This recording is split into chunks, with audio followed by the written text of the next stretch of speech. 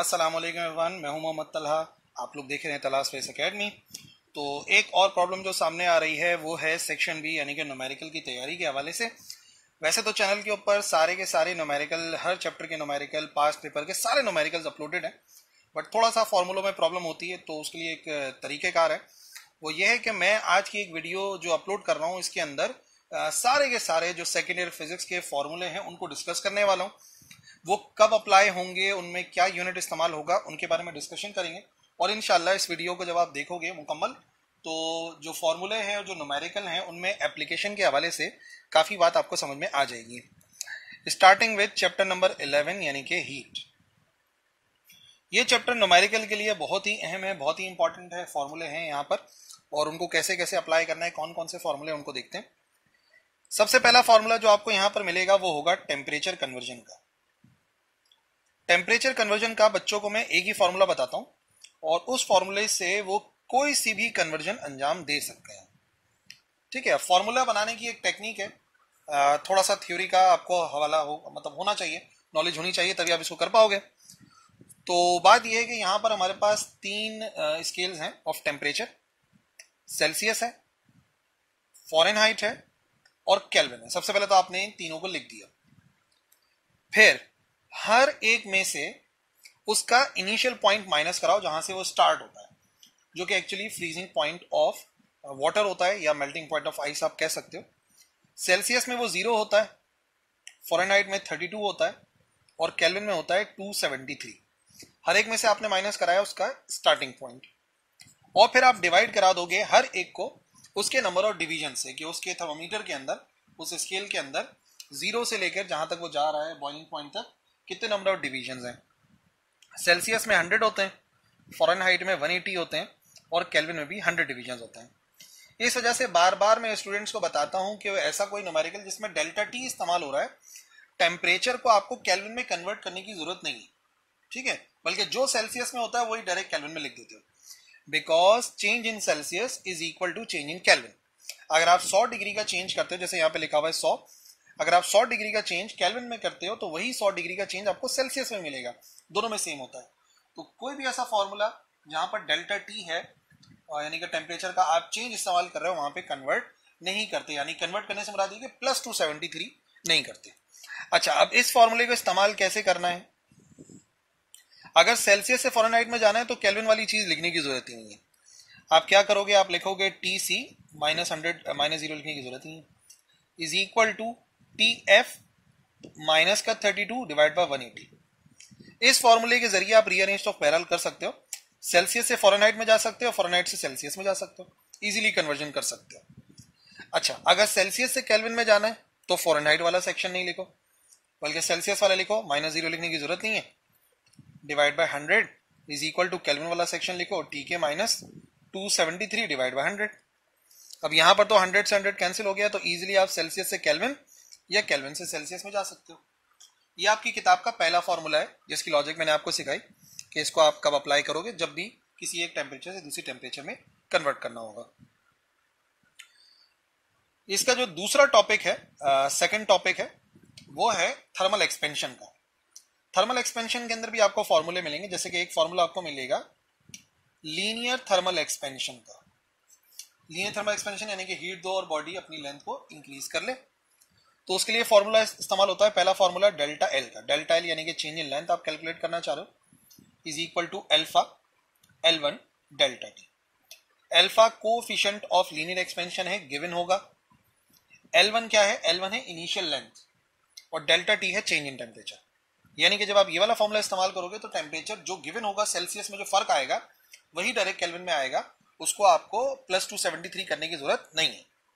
एक ये फॉर्मूला है जो कि किसके लिए इस्तेमाल होगा, ये फॉर्मूला जब इस्तेमाल होगा जब हम मालूम करना चाहते हैं चेंज इन लेंथ, और अगर न्यू लेंथ डायरेक्ट फाइंड करनी है तो इसी की रीअरेंज करके बनाते हैं। L2 बराबर होता है L1 1 plus alpha delta T. इस फॉर्मूले के जरिए आप कैलकुलेट कर सकते हो न्यू लेंथ, और बाकी तो आपको पता है अल्फा कांस्टेंट है, गिवन होगा, delta T change in temperature है और L1 क्या है, L1 है इनिशियल लेंथ जो कि ऑब्वियसली गिवन होगी। इसी टॉपिक के अंदर हमारे पास एक और फॉर्मूला आता है वो फॉर्मूला होता है वॉल्यूमेट्रिक थर्मल एक्सपेंशन का। तो वॉल्यूमेट्रिक एक्सपेंशन के अंदर आप क्या देखोगे, जैसे ऊपर चेंज इन लेंथ का फॉर्मूला था, यहाँ पे होगा चेंज इन वॉल्यूम का फॉर्मूला। चेंज इन वॉल्यूम बराबर होता है अल्फा की जगह पे आता है बीटा, यहां पर आता है V1 और आ जाता है डेल्टा टी। क्या मतलब है डेल्टा वी का? डेल्टा वी का मतलब है change in volume, change in volume. ठीक है, बीटा क्या है? बीटा है कोफिशिएंट ऑफ वॉल्यूमेट्रिक एक्सपेंशन, जो कि आप इजीली कैलकुलेट कर सकते हो। अगर बीटा गिवन हो तो डायरेक्टली अप्लाई करोगे, अगर अल्फा गिवन हो तो अल्फा को 3 से मल्टीप्लाई कराओगे तो बीटा का आंसर आ जाएगा। तो कभी डायरेक्टली बीटा भी गिवन होता है और कभी अल्फा गिवन होता है, तो मल्टीप्लाई बाय 3 कराना नहीं भूलना।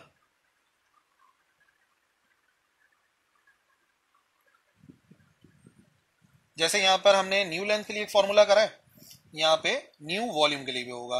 V2 बराबर होगा L1 की जगह पर आ जाएगा V1, 1 plus as it is रहता है। अल्फा होता है कोफिशिएंट ऑफ लीनियर एक्सपेंशन और बीटा होता है कोफिशिएंट ऑफ वॉल्यूमेट्रिक, तो यहाँ पे वॉल्यूमेट्रिक आता है। इस फॉर्मूले के जरिए आप हमेशा न्यू वॉल्यूम को मालूम कर सकते हो। किसी भी न्यूमेरिकल में न्यू वॉल्यूम की जरूरत होगी तो इस फॉर्मूले के जरिए आप कैलकुलेट कर सकते हो।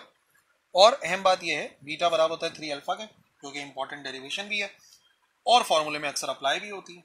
और अगर बीटा गिवन हो, अल्फा निकालना हो, तो यकीनन 3 को यहाँ पे डिवाइड में भेज दोगे। ठीक है, ये हो गए 2 टॉपिक हमारे चैप्टर नंबर 11 के। चैप्टर नंबर 11 का ही तीसरा जो टॉपिक है, गैस लॉज का टॉपिक है। गैस लॉज में हमारे पास 3 फॉर्मूले हैं। ठीक है, एक्चुअली तो 3 ही है। सबसे पहला जो फॉर्मूला हमें मिलेगा वो मिलेगा बॉयल्स लॉ का। बॉयल्स लॉ में हमें क्या फॉर्मूला मिलता है? बॉयल्स लॉ में एक फॉर्मूला मिलता है, V जो वॉल्यूम होता है किसी भी गैस का, वो इनवर्सली प्रोपोर्शनल होता है प्रेशर के। और ये तब अप्लाई होता है जब गिवन हो या फिर मेंशन हो टेम्परेचर कांस्टेंट है। और अगर ये नहीं तो डायरेक्टली ये वाला फॉर्मूला इस्तेमाल होता है, PV is equal to constant. ठीक है ना, बल्कि इसका भी एक और वेरिएशन है, वो भी यूज हो सकता है। इसकी और वेरिएशन है, P1V1 बराबर होता है P2V2 के। तो न्यूमेरिकल में अक्सर इस्तेमाल हो जाता है ना, P1V1 बराबर होता है P2V2 के। ठीक है, यानी कि प्रेशर इंटू वॉल्यूम और प्रेशर इंटू वॉल्यूम। और इस सवाल के लिए जरूरी है, चाहे आप कोई भी फॉर्मूला इस्तेमाल करो, टेम्परेचर का कांस्टेंट बताना जरूरी है जब आप इसको अप्लाई करोगे। बॉयल्स लॉ के बाद दूसरा नंबर आता है हमारे पास चार्ल्स लॉ। चार्ल्स लॉ के अंदर क्या है, जो वॉल्यूम होता है किसी भी गैस का, वो डायरेक्टली प्रोपोर्शनल होता है to the absolute temperature of that gas. और इस फॉर्मूले के एप्लीकेशन के लिए जरूरी है कि प्रेशर को कांस्टेंट कहा जाए, चाहे न्यूमेरिकल हो या एमसीक्यूज हो, इसको कांस्टेंट कहा जाएगा। रीअरेंज करके ये बन सकता है V/T is equal to constant, तो ये भी एमसीक्यूज के अंदर आ जाता है अक्सर बेशतर। और इस फॉर्म के अंदर अगर लिखोगे तो ये बन जाएगा V1/T1 is equal to V2/T2। और फिर वही बात, हर एक के अंदर कंडीशन सेम है, प्रेशर कांस्टेंट रहेगा। तो फॉर्मूला देखभाल के आप लगा सकते हो, चाहे वो न्यूमेरिकल हो, चाहो तो आप जो है वो अप्लाई कर रहे हो उसको एमसीक्यूज में। और फिर इन दोनों को मिला के जो तीसरा टॉपिक हमारा बनता है वो बनता है जनरल गैस इक्वेशन का। जनरल गैस इक्वेशन के अंदर हम लोग जो फॉर्मूला इस्तेमाल करते हैं वो होता है PV is equal to nRT। P pressure है, V वॉल्यूम है, N नंबर ऑफ मोल है, जो नई बात है, N नंबर ऑफ मोल है, नंबर ऑफ मोल्स। ठीक है, R जनरल गैस कांस्टेंट है 8.313 जूल पर मोल इनटू केल्विन। ठीक है जी, और बाकी T आपको पता है एब्सोल्यूट टेम्परेचर होता है। कभी कभार अगर नंबर ऑफ मोल आपको मालूम करने हो तो उसके लिए भी फॉर्मूला इस्तेमाल करोगे। जो नंबर ऑफ मोल्स हैं N, वो बराबर होता है, आपने क्या करना है, जितना भी आपको गिवन है, mass divided by molecular mass. जो मास होता है उसको मॉलिक्यूलर मास से डिवाइड कर देते हैं, नंबर ऑफ मोल आ जाते हैं। तो हो सकता है किसी न्यूमेरिकल के अंदर आपको मास या मॉलिक्यूलर मास को इस्तेमाल करना हो। ठीक है जी, और इसी के साथ साथ ये भी हो सकता है कि आप जो है वो एवोगाड्रोस कांस्टेंट को इस्तेमाल करो, Na जो एवोगाड्रोस कांस्टेंट होता है ना, 6.023 10⁻23 एटम, जो कि एक मोल के अंदर नंबर ऑफ एटम्स हैं। तो जो N है वो इससे भी कैलकुलेट कर सकते हो, कंडीशन पे डिपेंड करता है कि कंडीशन क्या है। What is Na? Na दो चीजों के दरमियान का रेशो है, किस किस का? ये है number of atoms per unit mole. कितने नंबर ऑफ एटम्स हैं जिसको हम n से शो करते हैं, कैपिटल N, और स्मॉल n होता है मोल। तो दोनों में फर्क याद रखना है, ये है नंबर ऑफ एटम्स और ये है नंबर ऑफ मोल्स, ये फर्क होता है। तो एवोगाड्रोस कांस्टेंट को भी हम अप्लाई करते हैं, तो ये n इसके जरिए भी आप मालूम कर सकते हो। कंडीशन पर डिपेंड करता है क्या कंडीशन है। ठीक है, तो ये हो गया general gas law, general gas equation, Charles law, Boyle's law, जो कि गैस लॉ का टॉपिक है। जो यहां पर हमारे पास चौथा टॉपिक आएगा ना, ये हमारे पास तीसरा टॉपिक था, अब आएगा हमारे पास चौथा टॉपिक चैप्टर नंबर 11 का, जो कि है बेसिकली काइनेटिक मॉलिक्यूलर थ्योरी से related. Kinetic molecular theory. Kinetic molecular theory में भी कुछ फॉर्मूले बनते हैं। जैसे पहला एक फॉर्मूला जो इफेक्ट ऑफ प्रेशर होता है, P बराबर होता है 1/3 रॉ वी स्क्वायर का एवरेज। P आपको पता है प्रेशर है, रॉ नई चीज है, उसको एक्सप्लेन कर देते हैं। रॉ बेसिकली क्या है? रॉ है डेंसिटी, ये गैस की डेंसिटी है, जिसको कैसे मालूम कर सकते हैं? वैसे तो डेंसिटी की डेफिनेशन होती है मास पर यूनिट वॉल्यूम, पर इसके लिए भी एक तरीकेकार है। नंबर ऑफ मॉलिक्यूल्स को या नंबर ऑफ एटम्स को अगर आप मल्टीप्लाई कर दें मास ऑफ मॉलिक्यूल से, तो हमें टोटल मास मिल जाएगा। ठीक है ना, ये जो m लिखा हुआ है ये एक मॉलिक्यूल का मास है, और ये जो लिखा हुआ है n, ये है नंबर ऑफ मॉलिक्यूल। अगर मॉलिक्यूल की बात हो रही है तो अगर एक मॉलिक्यूल का मास हमें पता है तो और उसको मैं नंबर ऑफ मॉलिक्यूल से मल्टीप्लाई कर दूंगा तो मुझे टोटल मास मिल जाएगा। तो डेंसिटी आमतौर पे इसी फॉर्मूले के जरिए मालूम हो जाती है। केएमटी के अंदर जो दूसरा फॉर्मूला है इस्तेमाल होता है वो होता है टेम्परेचर वाला। या तो आप ऐसा देखोगे, टेम्परेचर प्रोपोर्शनल होता है 1/2 mv स्क्वायर का एवरेज। अच्छा, ये v स्क्वायर के एवरेज के बारे में तो बताया ही नहीं, ये बेसिकली ये रूट मीन स्क्वायर वेलोसिटी है। v जो है ना, ये क्या है? Root mean square velocity. जो मॉलिक्यूल्स होते हैं किसी भी गैस के, उनकी एवरेज वेलोसिटी है। इसी वजह से मैं बार बार इसको कह रहा हूं v स्क्वायर का एवरेज, तो रूट मीन स्क्वायर वेलोसिटी कहलाती है। अच्छा, यहीं पर ये एक फॉर्मूला इस्तेमाल होता है। यहां पर या तो इस तरीके से आप इस फॉर्मूले को जहन में रखो, या फिर टेम्परेचर होता है जब ये प्रोपोर्शनल वगैरह रिमूव होता है ना, तो यहां पर बेसिकली एक वैल्यू भी अप्लाई होती है 2/3 के। ठीक है, और 2/3 के का मतलब यहां पर सिर्फ क्या आ जाएगा? 1/2 mv स्क्वायर। प्रोपोर्शनल जब हटता है तो ये कांस्टेंट आता है यहाँ पे। तो इस कांस्टेंट के जरिए आप अगर इस फॉर्मूले को अरेंज करो, तो इस फॉर्मूले को अरेंज करके 1/2 mv स्क्वायर, जिसे हम काइनेटिक एनर्जी कहते हैं, average kinetic energy of molecules, average लिख देता हूं, किसके बराबर आ जाएगी? 3 और k उधर जाके मल्टीप्लाई हो जाएगा और 2 जाके डिवाइड हो जाएगा। जहां कहीं भी फॉर्मूले में आपको t लिखा हुआ नजर आ रहा है ना, सिर्फ t, कैपिटल T, तो वहां पे आपको टेम्परेचर को केल्विन में करना ही पड़ेगा। और जहां कहीं पे डेल्टा टी लिखा हुआ नजर आ रहा है तो आप सेल्सियस में सॉल्व करो, नो प्रॉब्लम, चल जाएगा। ठीक है, इस बात को अपने जहन में रखना। एक फॉर्मूला ये हो गया काइनेटिक मॉलिक्यूलर थ्योरी का, एक फॉर्मूला ये वाला हो गया। फिर वीआरएमएस के भी फॉर्मूले है ना इसके अंदर, इसको ऐसे वाली नंबरिंग कर लो, ये दूसरा ही है समझ लो। तीसरा है वीआरएमएस का। वीआरएमएस के 3 फॉर्मूले हैं। या तो वीआरएमएस बराबर होता है 3p ओवर रॉ के। ठीक है, p है pressure of the gas, raw है डेंसिटी। किसी न्यूमेरिकल में p गिवन हो, रॉ गिवन हो, तो आप डायरेक्टली वाला फॉर्मूला इस्तेमाल कर दो। यही वीआरएमएस बराबर होता है 3kT ओवर m के। What is k? k है बोल्ट्जमैन कांस्टेंट, 1.38 10⁻⁻23 बोल्ट्जमैन कांस्टेंट है k। t आपको पता है एब्सोल्यूट टेम्परेचर है, और स्मॉल m के बारे में मैंने ऑलरेडी बताया, ये किस चीज का मास है?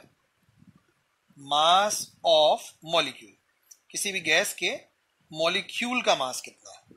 ठीक है, और वीआरएमएस का एक और भी फॉर्मूला है 3RT ओवर कैपिटल M। और कैपिटल M के बारे में बता चुका हूं मैं। कैपिटल M के बारे में कहा बताया था? पीछे बताया, चलो दोबारा लिख देता हूं। कैपिटल M जो है ना, ये कहलाता है उसका मोलर मास, यानी कि एक मोल का कितना मास है। तो अगर आपको जैसे मास ऑफ मॉलिक्यूल भी बोल देते हैं अक्सर, तो अगर कैपिटल M गिवन होगा तो 3RT ओवर M का आप इस्तेमाल करोगे। अगर स्मॉल m गिवन होगा, यानी कि एक मॉलिक्यूल का मास गिवन होगा, तो आप 3kT ओवर m इस्तेमाल करोगे। दोनों में फर्क है फॉर्मूलों में। तो तीनों बताने का मकसद सिर्फ इतना ही है कि जितना पूछा जाए बेटा उतना आप अप्लाई करो। अगर आपको स्मॉल m की वैल्यू गिवन है तो आप 3kT/m निकालो, और अगर आप जो है वो r वाला फॉर्मूला इस्तेमाल करना चाहते हो तो आपको कैपिटल M पता होना चाहिए। और फॉर एग्जांपल अगर आप एक ही फॉर्मूला याद कर लो तब भी सॉल्व हो जाएगा, लेकिन फिर स्मॉल m से कैपिटल M में कन्वर्ट करना पड़ेगा, कैपिटल M से स्मॉल m में कन्वर्ट करना पड़ेगा। कैसे कन्वर्ट करना पड़ेगा, फॉर्मूला बताया था आपको, ठीक है, ये देख लो यहाँ पे कैसे करना पड़ेगा।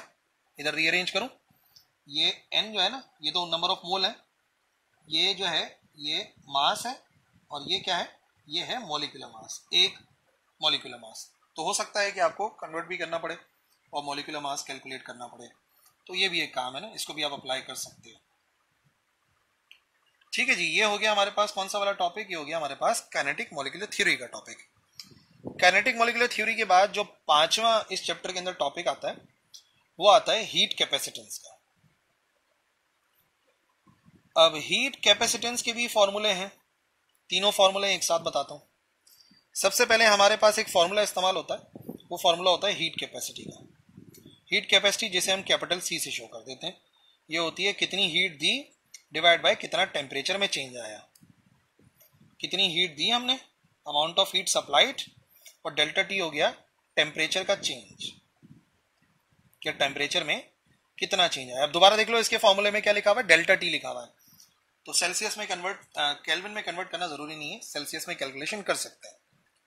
दूसरा जो स्पेसिफिक हीट का फॉर्मूला होता है स्मॉल c लिखते हैं, और वो आता है delta Q divide by m delta T। नई बात यह है कि यहां पर जो स्मॉल c इस्तेमाल हो रहा है वो क्या चीज है, स्मॉल c जो है वो स्पेसिफिक हीट कहलाता है, और m जो है वो उस सब्सटेंस का मास है। तो जब मास और रीअरेंज करते रहा करो बेटा फॉर्मूलों को, एक फॉर्मूला समझ लो फिर उसकी रीअरेंज करने की जो टेक्निक है ना उसको आप इजीली अप्लाई करो।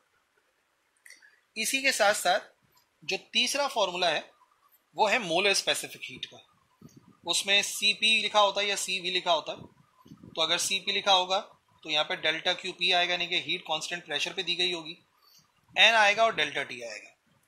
नई बात सिर्फ इतनी है कि जो n आएगा ये होता है नंबर ऑफ मोल्स, कि मोल्स की तादाद कितनी है। और अगर यही काम होता है एट कांस्टेंट वॉल्यूम तो Cv लिखते हैं, और हीट भी कांस्टेंट वॉल्यूम पे दी जाती है, और n डेल्टा T आता है। तो दोनों फॉर्मूले दिखने में सेम है, लॉजिकली बिल्कुल डिफरेंट है। और फिर वो प्रॉपर्टी जो इस्तेमाल करते हैं, अगर Cp से Cv निकाल रहा हूँ, Cv से Cp निकाल रहा हूँ, एक बात तो आपने ध्यान में रखनी है, Cp is always greater than Cv। Constant pressure पर जो हीट दी जाती है हमेशा ज्यादा देनी पड़ती है, कांस्टेंट वॉल्यूम की कम होती है। और दूसरी बात, अगर दोनों को कैलकुलेट करना है तो Cp माइनस Cv हमेशा बराबर होता है R के। इस फॉर्मूले को रीअरेंज करके आप किसी भी एक चीज को दूसरी चीज में कन्वर्ट कर सकते हैं।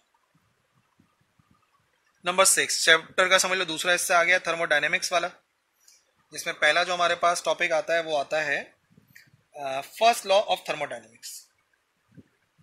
फर्स्ट लॉ ऑफ थर्मोडायनेमिक्स, अगर इसको हम अप्लाई करते हैं तो फर्स्ट लॉ ऑफ थर्मोडायनेमिक्स को, सिस्टम को जितनी भी हीट दी जाती है दो हिस्सों में कन्वर्ट होती है, एक तो इंटरनल एनर्जी में चेंज आता है और दूसरा सिस्टम वर्क करता है। हमने कितनी हीट सप्लाई करी है, सिस्टम ने कितनी हीट रिलीज करी है, बेसिकली ये हीट है, ये है change in internal energy. Internal energy में कितना चेंज आया, और ये क्या है, ये है वर्क डन, चाहे ऑन द सिस्टम हो या बाय द सिस्टम हो, है ये वर्क डन। सिर्फ हाँ साइन का जो ध्यान रखना है आपने वो ये रखना है कि अगर डेल्टा क्यू की बात कर रहे हो तो अगर तो हम हीट दे रहे हैं तो वो पॉजिटिव आएगी, अगर हीट रिलीज हो रही है तो नेगेटिव आएगी। अगर डेल्टा यू की बात कर रहे हो तो अगर इंटरनल एनर्जी इंक्रीज होगी तो पॉजिटिव साइन आएगा, अगर इंटरनल एनर्जी डिक्रीज होगी तो नेगेटिव साइन आएगा। याद रखिए साइन कन्वेंशन, आसान से आसान न्यूमेरिकल भी गलत हो जाता है। और अगर वर्क डन की बात करें तो वर्क डन अगर बाय द सिस्टम है, यानी कि आपका सिस्टम काम कर रहा है, तो ये तो बड़ी पॉजिटिव सी बात है ना, सिस्टम का काम करना तो पॉजिटिव होगा। और अगर work done on the system है, यानी कि आपको ही सिस्टम पर काम करना पड़ रहा है, तो ये कहलाएगा नेगेटिव। ठीक है ना भाई, इन बातों को आपने जहन में रखना है इस फॉर्मूले को अप्लाई करते हुए, दिस फॉर्मूले। फिर तीन जो हम इस्तेमाल करते हैं प्रोसेसेस या कह लो फर्स्ट लॉ की एप्लीकेशन, उसमें अगर हम इसको अप्लाई करते हैं in case of isobaric process, यानी कि सेम प्रेशर वाले प्रोसेस में, बार मतलब प्रेशर, तो इस केस में प्रेशर सेम रहता है, प्रेशर कांस्टेंट रहता है, और प्रेशर के कांस्टेंट रहने की वजह से जो डेल्टा क्यू होता है, जो डेल्टा क्यू का फॉर्मूला है, डेल्टा क्यू बराबर आता है delta U plus P delta we, यानी कि आइसोबैरिक प्रोसेस के अंदर जो प्रेशर, जो वर्क डन होता है वो पी डेल्टा वी के बराबर होता है। पी आपको पता है प्रेशर है और delta we change in volume है। ऐसा आइसोबैरिक प्रोसेस में होता है। 1 लिख देता हूं। 2 आइसोकोरिक प्रोसेस। आइसोकोरिक का मतलब हो गया सेम कोर, कोर यानी कि ओल्ड नेम है फॉर वॉल्यूम। इस केस में वॉल्यूम कांस्टेंट रहता है। जब वॉल्यूम कांस्टेंट रहेगा तो कोई सिस्टम काम नहीं करेगा। जब सिस्टम काम नहीं करेगा तो इस केस के लिए जितनी भी हीट दी जाती है वो सिर्फ और सिर्फ इंटरनल एनर्जी में कन्वर्ट हो जाती है। इस केस में दोनों काम होते हैं।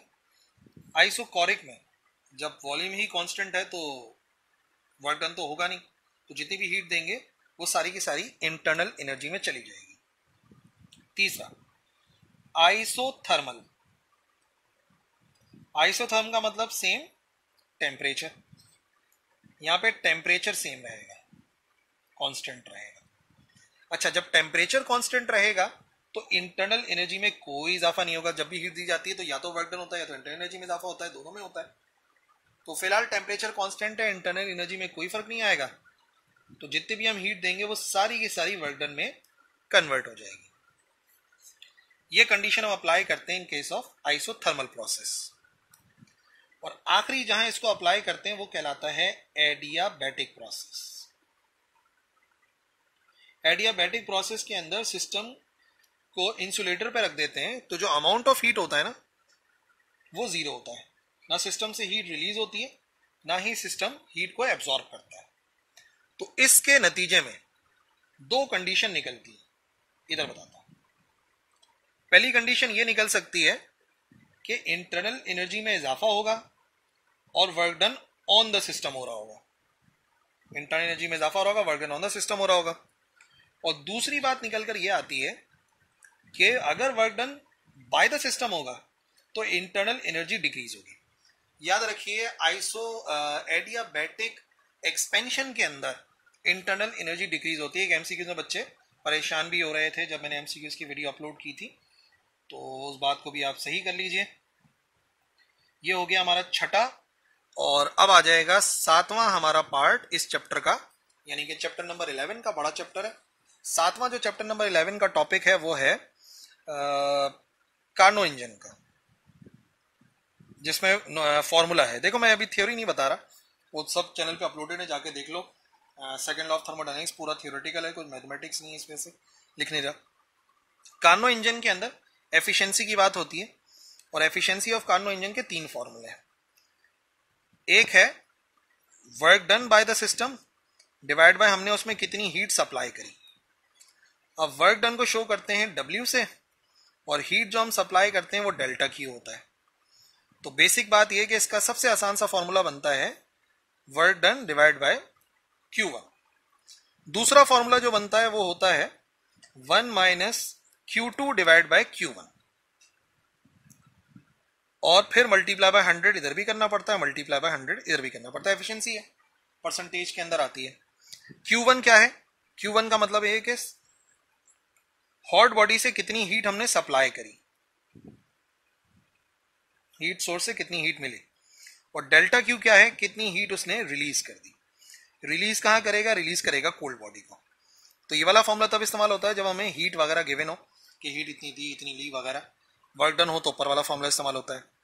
और तीसरा फॉर्मूला इस्तेमाल होता है for temperature, T2 divide by T1, और आ जाता है मल्टीप्लाई बाय 100। अब T1 क्या है? T1 है टेम्परेचर ऑफ हॉट बॉडी, ये हॉट बॉडी का टेम्परेचर है। और T2 क्या है? Temperature of cold body. तो तीनों फॉर्मूलों में अलग अलग लॉजिक है, अलग अलग वैल्यूज हैं, हर एक का ध्यान में रखना है आपने, किसको किस तरीके से अप्लाई करना है। कार्नो इंजन के लिए यही 3 अहम बातें हैं। और बाकी अगर हाँ टेम्परेचर का चेंज गिवन हो तो एक फॉर्मूला यहाँ पे एलसीएम लेके ही बनता है, वो होता है delta T divide by T1 multiply by 100।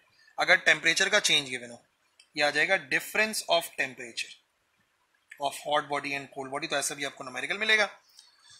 और final, not important but final एक हमारे पास जो टॉपिक है वो एंट्रोपी का टॉपिक है यहाँ पे, जिसका भी एक फॉर्मूला है एंट्रोपी डेल्टा एस बराबर होता है हमने कितनी हीट दी है और एब्सोल्यूट टेम्परेचर कितना है। ठीक है ना, ये एब्सोल्यूट टेम्परेचर है, चेंज इन टेम्परेचर नहीं है, और डेल्टा क्यू जो है वो हीट सप्लाइड है या अमाउंट ऑफ हीट है, जैसे भी आप उसको समझ लो। तो ये वो सारे टॉपिक हैं जो चैप्टर नंबर 11 हीट के हैं, बड़ा चैप्टर है और सारे ही फॉर्मूले हमने डिस्कस करें चैप्टर नंबर 11 के। अब बात करते हैं चैप्टर नंबर 12 के बारे में, यानी कि electrostatics. Chapter number 12 another important chapter electrostatics है, और एमसीक्यूज के लिहाज से, न्यूमेरिकल के लिहाज से, शॉर्ट लॉन्ग हर लिहाज से एक इंपॉर्टेंट चैप्टर है। इलेक्ट्रोस्टैटिक्स के अंदर जो आपको पहला फॉर्मूला मिलेगा, पहला टॉपिक मिलेगा, वो मिलेगा कूलम्स लॉ का। कूलम्स लॉ के अंदर, ये बल्कि मैं दो तरीके से समझा देता हूँ। अगर आपको चार्जेस के दरमियान की फोर्स को मालूम करना है तो पहला फॉर्मूला कूलम्स लॉ का है, जो कि होता है F is equal to K Q1 Q2 over R square, जिसको आप चेंज कर सकते हो, K की जगह पे परमिटिविटी वाली वैल्यू पुट कर सकते हो 1/4 पाई एप्सिलॉन नॉट, और बाकी दोनों चार्जेस आ जाएंगे Q1 Q2 upon R square. अगर K की वैल्यू से सॉल्व करोगे तो K की वैल्यू होती है 10⁻⁹ न्यूटन मीटर स्क्वायर पर कूलम स्क्वायर, और एप्सिलॉन नॉट वाली वैल्यू से सॉल्व करोगे तो एप्सिलॉन नॉट बराबर होता है 8.85 10⁻⁻12 कूलम स्क्वायर पर न्यूटन मीटर स्क्वायर। ठीक है जी, ये हो गया कूलम्स लॉ। अच्छा, जब चार्जेस में इलेक्ट्रोस्टैटिक्स में फोर्स मालूम करते हैं तो एक दूसरा फॉर्मूला भी है। वो दूसरा फॉर्मूला आपको कहां मिलेगा? वो दूसरा फॉर्मूला आपको मिलेगा इलेक्ट्रिक इंटेंसिटी को पढ़ते हुए।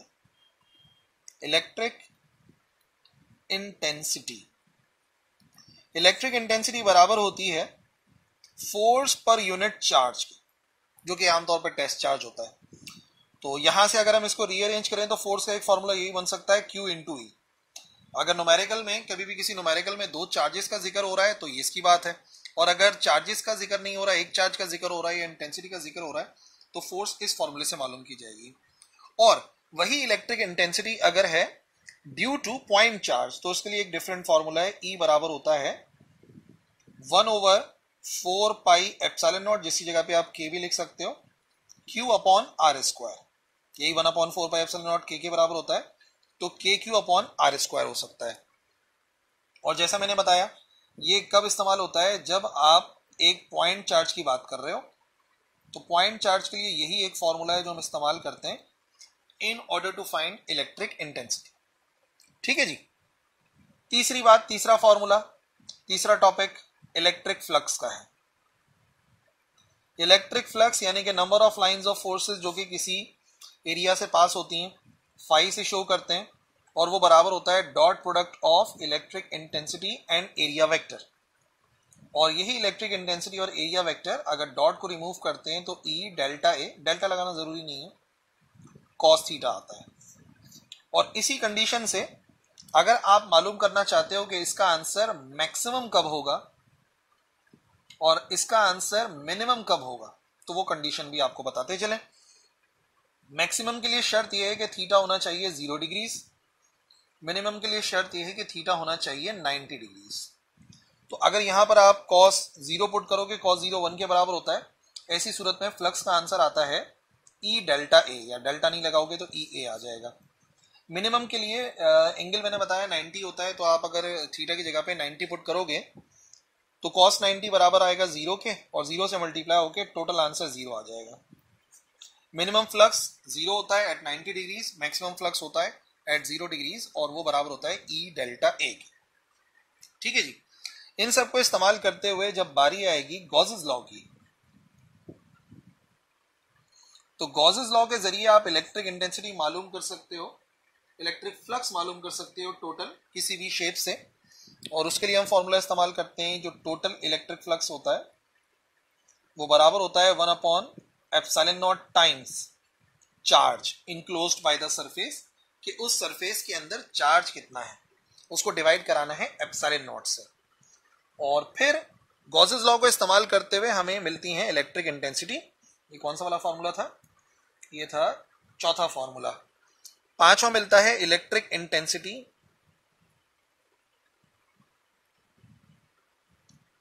Due to infinite sheet. Infinite sheet के लिए एक फॉर्मूला है, फिर दो शीट्स के लिए बताऊंगा। इनफाइनाइट शीट के लिए इलेक्ट्रिक इंटेंसिटी का फॉर्मूला होता है E is equal to sigma upon 2 epsilon nought. जबकि ये सिग्मा क्या है? सिग्मा है चार्ज डेंसिटी। जो चार्ज डेंसिटी है वो सिग्मा से जाहिर की जाती है। और इसी फॉर्मूले को थोड़ा सा अगर हम चेंज करें तो E बराबर होता है सिग्मा अपॉन एप्सिलॉन नॉट। ये वाला फॉर्मूला कब इस्तेमाल होगा? Between two oppositely charge plates. अगर दो चार्ज प्लेट्स हैं जिन पर ऑपोजिट चार्ज है, यानी कि एक पॉजिटिव एक नेगेटिव है, तो उनके दरमियान इलेक्ट्रिक इंटेंसिटी का ये फॉर्मूला होगा। और तीसरी एक बात जो आपको समझानी है, इलेक्ट्रिक इंटेंसिटी जीरो होती है। कब होती है? Between two similar charges. अगर सिमिलर चार्जेस हैं, यानी कि दो पॉजिटिव हैं या दो नेगेटिव हैं, तो उन चार्ज प्लेट्स के दरमियान की जो इलेक्ट्रिक इंटेंसिटी होती है वो याद रखिएगा जीरो होती है। और अभी मैं इसको वोल्टेज से भी कंपेयर करके बता दूंगा।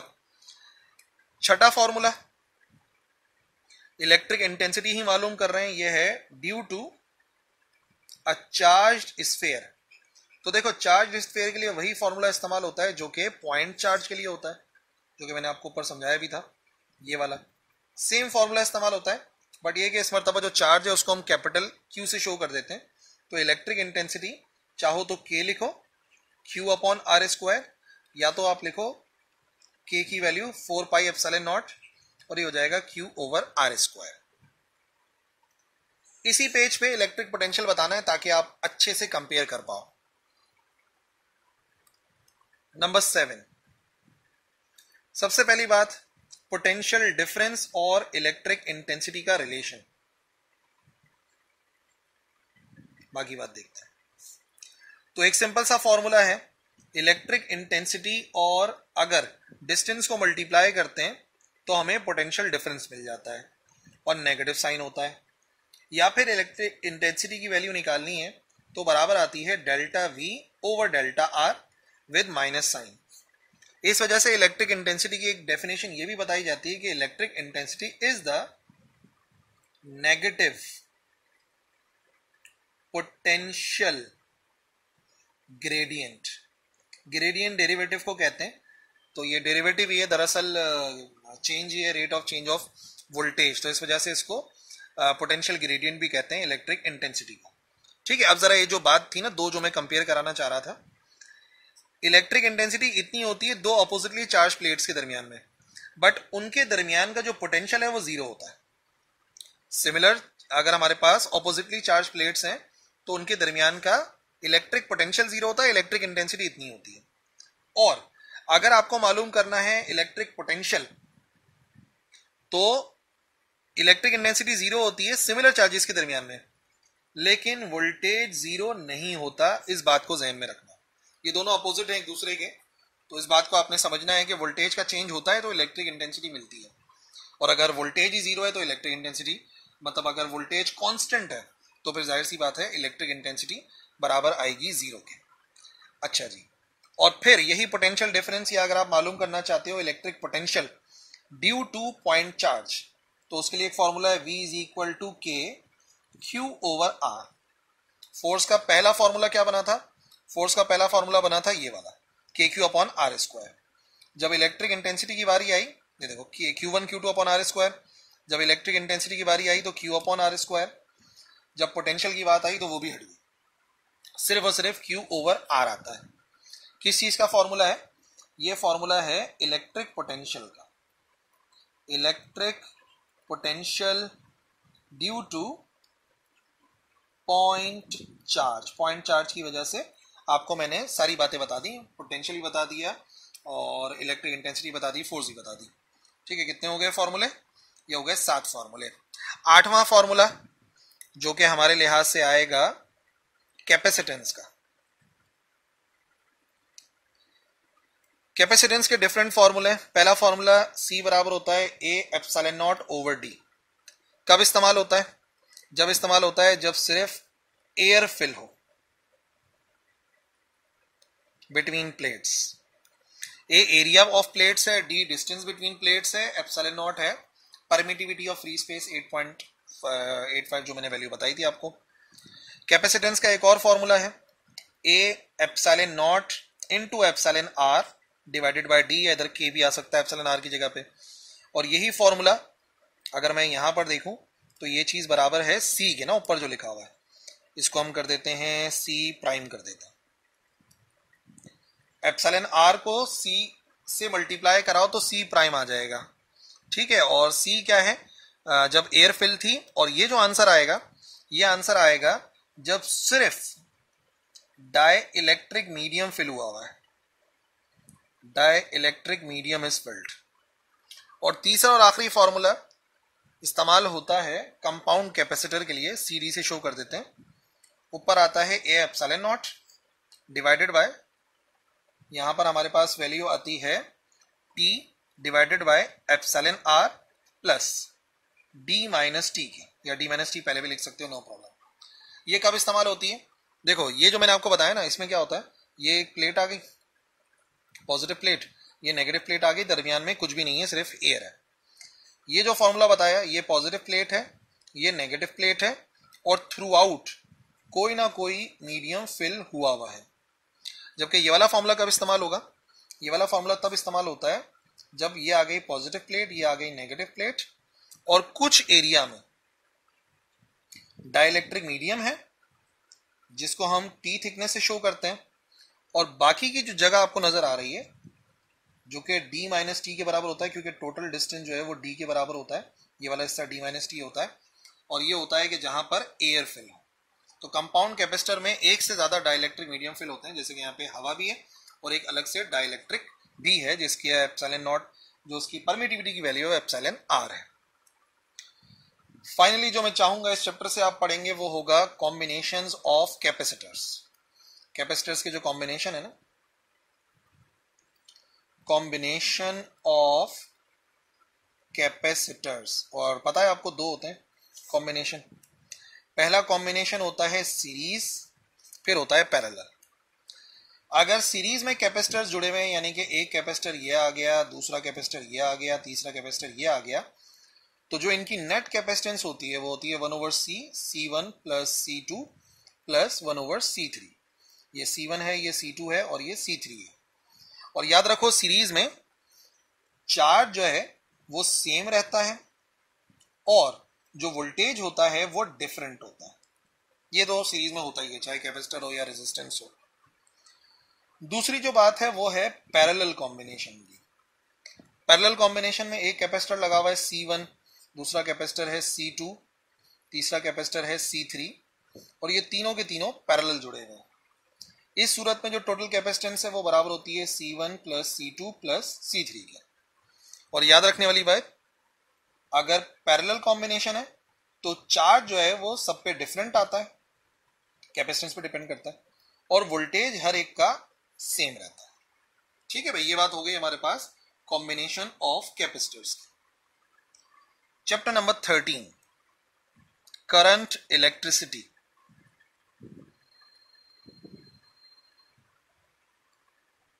छोटा चैप्टर है बट फिर भी फॉर्मूले हैं, न्यूमेरिकल हैं, याद रखने हैं आपने। सबसे पहला फॉर्मूला इस चैप्टर में आपको मिलेगा इलेक्ट्रिक करंट का। इलेक्ट्रिक करंट क्या है? जब भी चार्जेस फ्लो कर रहे हैं तो कितना अमाउंट ऑफ चार्ज फ्लो कर रहा है पर यूनिट टाइम, उसको हम कहते हैं इलेक्ट्रिक करंट। किसी भी एरिया से, किसी भी जगह से, किसी भी तार से कितने चार्जेस गुजर रहे हैं डिवाइड बाय टाइम कितना है, उसको करंट कहते हैं। जिसको हम किससे मेजर करते हैं? उसको हम मेजर करते हैं एम्पियर में। और अक्सर और बेशतर चार्ज को कैलकुलेट करने के लिए फॉर्मूला इस्तेमाल किया जाता है, Q बराबर होता है NE के। N तो आपको पता होगा, ये है नंबर ऑफ इलेक्ट्रॉन्स, और E क्या है? ये बड़ी इंपॉर्टेंट बात है।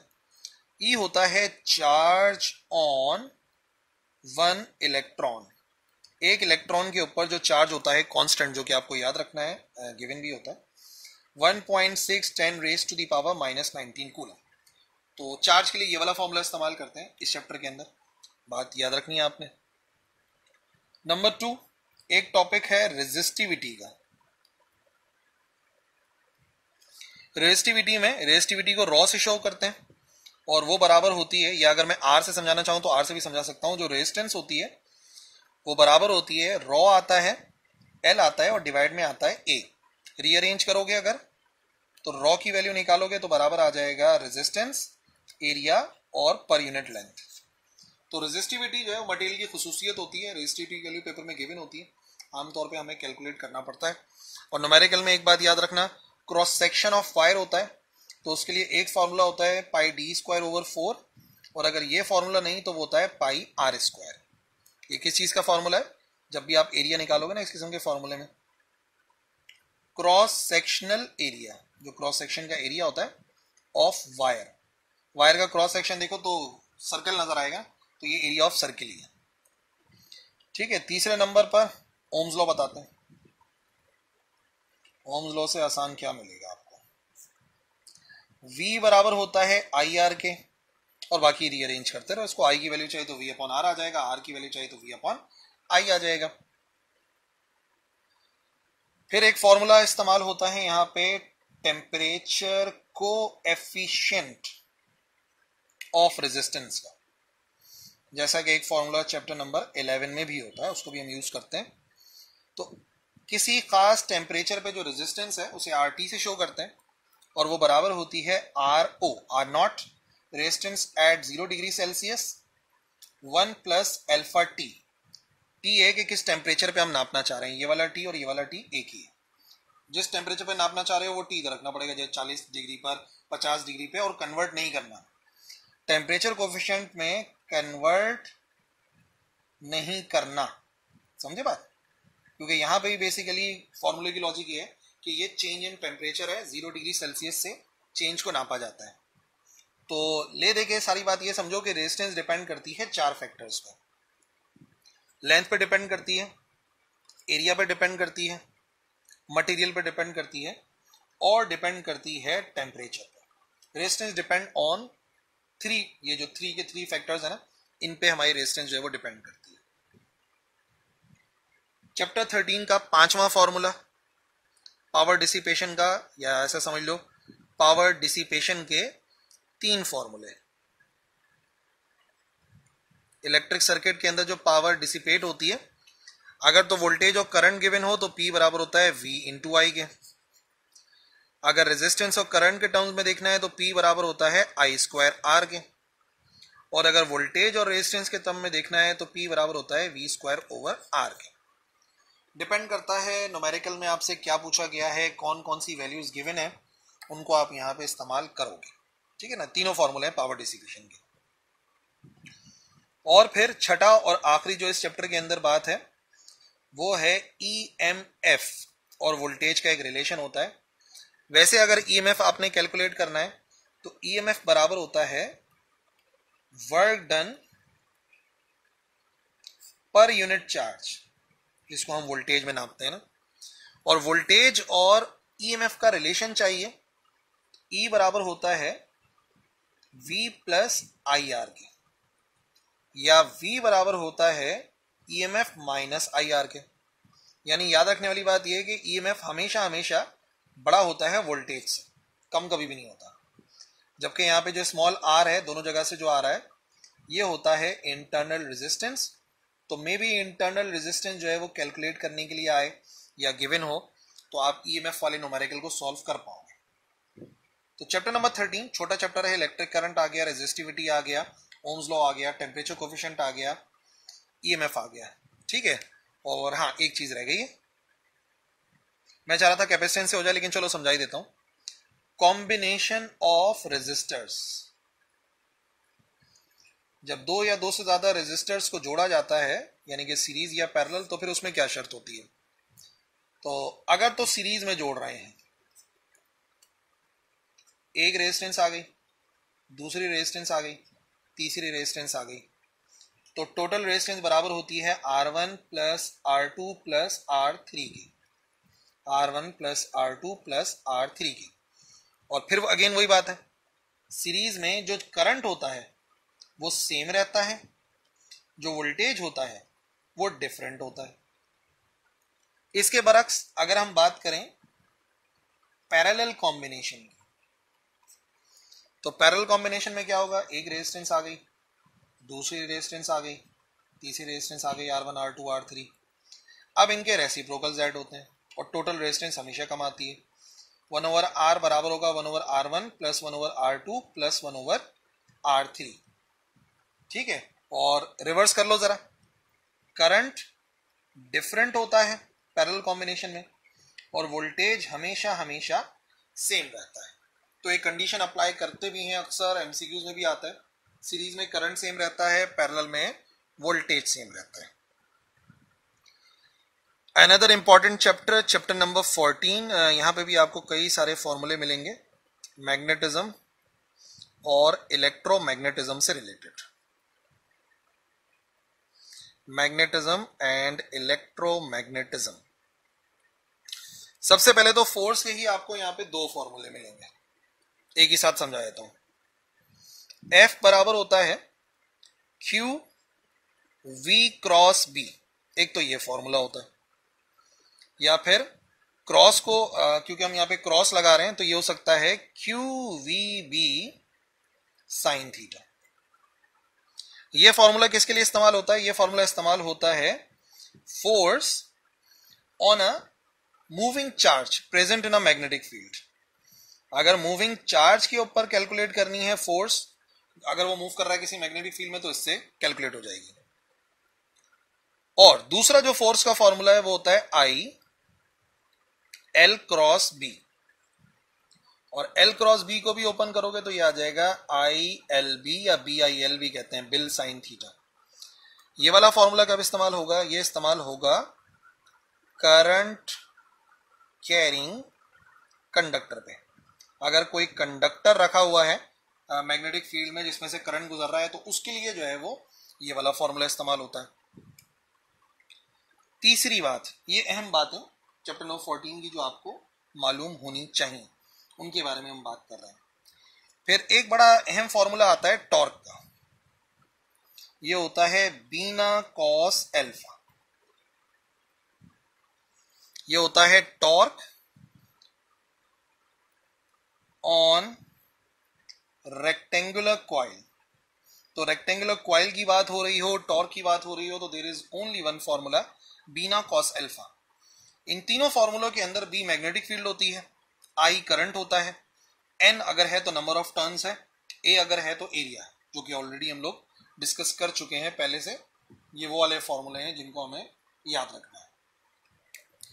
चौथा जो हमारे पास फॉर्मूला आएगा, टॉपिक आएगा, वो आएगा हमारे पास जे थॉमसन का charge to mass ratio, EM ratio का टॉपिक, जिसके लिए EM रेशो का सबसे ज्यादा कॉमन फॉर्मूला जो हमारी बुक में बताया गया है, charge to mass ratio of electron का, वो हम कैलकुलेट कर सकते हैं electric intensity divide by radius into B square. ये सबसे आसान वाला है। E इलेक्ट्रिक इंटेंसिटी है, R आपको पता है रेडियस होता है, और B होती है मैग्नेटिक फील्ड। और इसको कैलकुलेट करके जो आंसर आता है चार्ज टू मास रेशो का 1.75 10 raise to the power 11 coulomb, क्योंकि चार्ज टू मास रेशो है पर किलोग्राम। ठीक है ना, ये फॉर्मूला आता है। अब आपसे पूरा चार्ज टू मास रेशो निकलवाएं, मास निकलवाएं, चार्ज निकलवाएं, वैल्यूज को देके, बहरहाल आपको यही वाला फॉर्मूला इस्तेमाल करना है चार्ज टू मास रेशो का। ठीक है जी। 5वें नंबर पर एम्पियर्स लॉ का एक फॉर्मूला निकल कर आता है। एम्पियर्स लॉ के अंदर, बल्कि आप ऐसा समझ लो, एम्पियर्स लॉ में आपके सामने पहले तो दो फॉर्मूले आते हैं। एम्पियर्स लॉ में एक सबसे पहले मैग्नेटिक फील्ड का फॉर्मूला आता है, जो कि बायोट सेवर्ट लॉ से आता है, mu nought I divided by 2 pi R. एक तो ये फॉर्मूला है, जबकि म्यू नॉट जो है वो परमीएबिलिटी ऑफ फ्री स्पेस है, 4 pi 10 raise to the power -7, और यहां से अगर वैल्यू निकालोगे तो ये होता है tesla metre per ampere, 4 pi 10 raise to the power -7। इसके जरिए आप मैग्नेटिक फील्ड कैलकुलेट कर सकते हो। और अगर एम्पियर्स लॉ की बात करनी है तो एम्पियर्स लॉ के मुताबिक जो हम बात करते हैं टोटल फ्लक्स की, तो submission of B dot delta L हमेशा बराबर होता है म्यू नॉट टाइम्स करंट, जिसको आप आई से भी शो कर सकते हो ना। तो एम्पियर्स लॉ में दो फॉर्मूले बनते हैं, एक बी का फॉर्मूला बनता है और पूरा जो है वो फॉर्मूला बनता है बी डॉट डेल्टा एल का। और असल में जब हम एम्पियर्स लॉ को अप्लाई करते हैं तो एम्पियर्स लॉ को अप्लाई करते हैं फॉर सोलिनॉइड या फॉर टॉरॉइड। तो सोलिनॉइड के लिए जो हम फॉर्मूला इस्तेमाल करते हैं मैग्नेटिक फील्ड का, वो होता है म्यू नॉट एन आई। म्यू नॉट आपको पता है, आई आपको पता है, पर ये जो एन है ना, ये थोड़ी सी ट्रिकी बात है।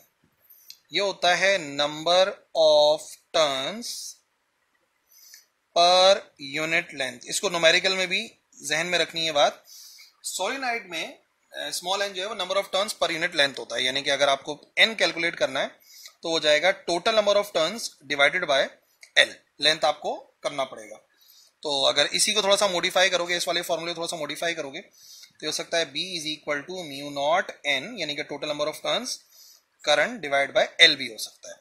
तो दोनों फॉर्मूले magnetic field due to solenoid के लिए इस्तेमाल किए जाते हैं। सातवां फॉर्मूला मैग्नेटिज्म में टॉरॉइड का है। टॉरॉइड में अल्लाह का शुक्र है ये टेंशन नहीं है कि स्मॉल एन है, कैपिटल एन ही होता है सीधा सीधा। टॉरॉइड में सारे ही नंबर ऑफ टर्न्स शामिल होते हैं। वो होता है mu nought N I divided by 2 pi R. 2 pi R जो है सर्कमफेरेंस ऑफ सर्किल है, तो वो इस्तेमाल होता ही है यहाँ पर। तो B बराबर होगा म्यू नॉट एन आई, टोटल कितने नंबर ऑफ टर्न्स हैं, R रेडियस है जो कि टॉरॉइड का रेडियस है। तो न्यूमेरिकल आते रहते हैं, पास्ट पेपर में भी आए हुए हैं टॉरॉइड से रिलेटेड। ठीक है जी। फिर इलेक्ट्रोमैग्नेटिज्म, आठवां जो हमारे पास टॉपिक है वो है इलेक्ट्रोमैग्नेटिज्म का। इलेक्ट्रोमैग्नेटिज्म या Faraday's law of electromagnetic induction, induction की बात कर रहे हैं बेसिकली। तो उसमें आपको 3 फॉर्मूले मिलेंगे ईएमएफ के, एक साथ पढ़ लो तो बड़ा जबरदस्त काम हो जाएगा। एक तो ईएमएफ बराबर होता है माइनस एन, यानी कि number of turns change of flux divide by time. एक तो ये फॉर्मूला होता है, जबकि आपको पता है एन नंबर ऑफ टर्न्स है, चेंज ऑफ फ्लक्स है विद रिस्पेक्ट टू टाइम। और फ्लक्स का अगर फॉर्मूला आपको पता करना है तो मैग्नेटिक फ्लक्स है बेसिकली, ये बी भी लिख सकते हो इसके साथ छोटा सा, ये होता है बी इंटू डेल्टा ए के बराबर। तो अक्सर न्यूमेरिकल के अंदर जब ये अप्लाई करना होता है तो ये इधर अप्लाई होगा। फिर एक और फॉर्मूला है इसी ईएमएफ का, इंड्यूस्ड ईएमएफ का, minus L delta I over delta T. इस मर्तबा ये जो फॉर्मूला है ये इस्तेमाल हो रहा है सेल्फ इंडक्शन वाला, और ये जो एल है ना वो सेल्फ इंडक्टेंस ही है, और delta I over delta T आपको पता है rate of change of current. फिर एक फॉर्मूला होता है ईएमएफ का minus M delta I over delta T. But यहां पर 2 कॉइल्स इन्वॉल्व होते हैं, तो ईएमएफ इंड्यूस होता है सेकेंडरी कॉइल में और करंट चेंज होता है प्राइमरी कॉइल में।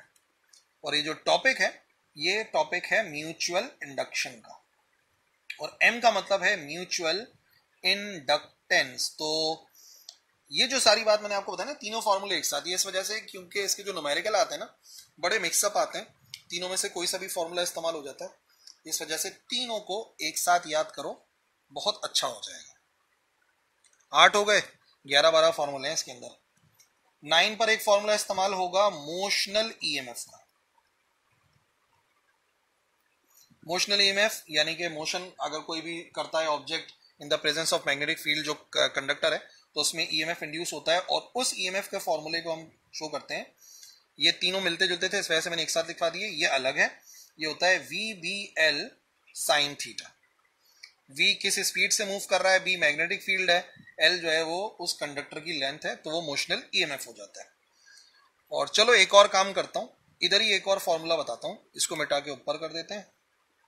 और एक तो मोशनल ईएमएफ का फॉर्मूला हो गया, ईएमएफ बराबर होता है V B L sine theta. एक और ईएमएफ का फॉर्मूला होता है, वो है एसी जनरेटर में इस्तेमाल होता है। एक पेज पे होगा ना तो सारे ईएमएफ के फॉर्मूले आपके सामने आ जाएंगे।